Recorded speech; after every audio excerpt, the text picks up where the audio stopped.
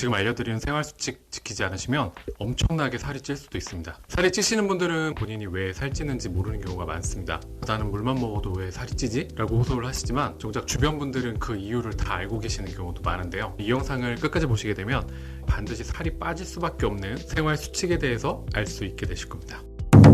대한비만학회에서는 최신 연구 근거 기반을 통해서 비만 치료에 대한 임상 지침을 발표하고는 합니다. 가장 최근인 2022년에 비만 치료 임상 지침에서는 여러분들이 살을 빼기 위해서 꼭 지켜야 할 생활 수칙에 대해서 아주 정리가 잘 되어 있는데요. 여러분들 살이 빠지는 생활 황금 법칙에 대해서 자세히 설명드리도록 하겠습니다. 첫 번째로는 여러분들이 배가 부를 때 음식을 구입하셔야 된다는 점입니다. 보통 쇼핑을 할 때 배가 부를 때 해야 과소비를 안 한다고 하잖아요. 배고플 때는 필요한 것 이상으로 음식을 구입하게 되는 경우가 많습니다. 요즘은 식재료나 밀키트 등을 온라인으로 구입을 하시는 경우도 많은데요. 내가 배고플 때 언제나 편하게 구입을 할 수가 있기 때문에 구입을 하고 나서 내가 이걸 왜 이렇게 대량으로 주문을 했을까 후회하신 적도 반드시 있으실 겁니다. 따라서 음식물을 구입하실 때는 미리 작성해 놓은 쇼핑 리스트 등을 통해서 리스트에 있는 품목만 구매를 하시고 절대 배고프거나 혹은 심심하다고 핸드폰 쇼핑 앱으로 음식을 주문하지는 마세요. 온라인보다는 가급적이면 마트나 시장으로 가서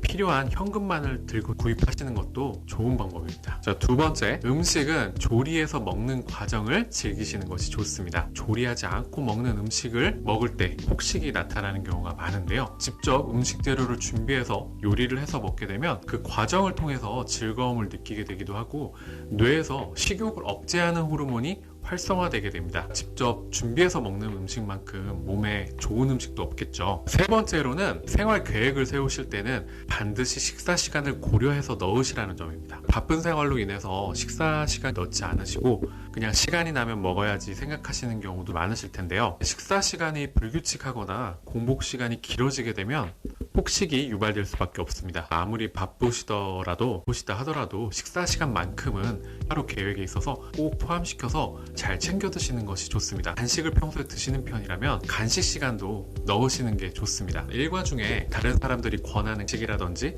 음식 등도 내가 계획된 시간이 아니시라면 단호하게 거절할 수 있는 의지는 있으셔야 합니다. 자, 네 번째 수칙은 음식을 대하는 자세를 바꾸자는 겁니다. 배고플 때 식욕이 생긴다고 하는데 생각보다 진짜 배고픔이 아닌 경우가 정말 많습니다. 눈에서 자꾸 음식이 보이면 과잉 식욕이 나타나는 경우가 많습니다. 따라서 집에 있는 모든 음식은 보이지 않는 곳에 보관하시고 정해진 장소에서만 음식을 드시는 것이 좋습니다. 음식을 드실 때는 어느 정도 타인에게 개방된 공간이거나 다른 사람들과 같이 식사를 할 수 있는 공간이 있다면 폭식을 막아주는 데 더 도움이 될 수 있습니다. 첫 번째는 식사를 할 때 행동 수칙입니다. 평소 드시는 양보다 적은 양의 밥그릇이나 국그릇, 숟가락을 사용하시는 음식이 남는다면 보관하지 말고 과감하게 버리셔야 됩니다. 음식을 낭비하는 것 같지만 체중 감소를 위해서는 절대 아깝다고 생각하시면 안 되고 처음에 올바른 양을 드시는 것이 좋습니다. 식사를 한 후에는 음식물이나 그릇을 놓아주지 않고 바로바로 치우시는 것이 좋습니다. 음식을 다 드시고 나서는 바로 식탁을 떠나시거나 식당에서 나가셔야 합니다. 다른 분들은 식사가 끝날 때까지 식당에 같이 계시는 경우도 많은데요. 살을 빼실 때는 단호하게 나가시는 것이 좋습니다. 식사를 할 때는 음식을 음미하는 데 집중하시고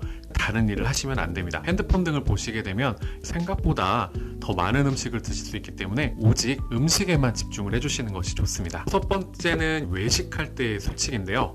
친구들을 만날 때 맛있는 음식을 먹는 것도 정말 중요하고 우리 인생에서 정말 행복한 일이지만 지금 목표가 다이어트라고 하신다면 식사 약속 대신 차를 마시는 약속이라든지 다른 활동들, 즉 영화 관람이나 운동, 산책이나 쇼핑 등을 중심으로 약속을 잡으시는 것이 좋습니다. 가능한 한 여러분들의 다이어트 계획에서 크게 벗어나지 않도록 원하시는 음식을 먹을 수 있도록 하시는 것이 좋습니다. 특히나 체질식을 하시는 경우라면 체질에 맞는 음식으로 구성된 식단을 고르시는 것도 도움이 되시겠죠. 오랜만에 외식이 예정됐다고 해서 일부러 전에 굶는 행동은 금물입니다. 뷔페 간다고 해서 배를 비우거나 하시는 분들도 많은데요. 절대 이러지 마시고 평소처럼 식사는 하시는 것이 좋습니다. 식당에서 외식을 결정하셨다면 주로 일품 요리, 예를 들어서 우동이나 불고기 덮밥 같은 것들보다는 정식 요리, 예를 들어서 순두부 백반이나 된장찌개 백반 등 정식 요리를 택하시는 것이 좋습니다. 그리고 일품 요리를 드시는 경우에는 여러 가지 재료가 섞인 것을 드셔야만 충분한 포만감을 느끼실 수가 있습니다. 먹고 싶은 것이 많다고 하더라도 한꺼번에 많이 주문하지 마시고 드시고 나서 꼭 필요한 경우에만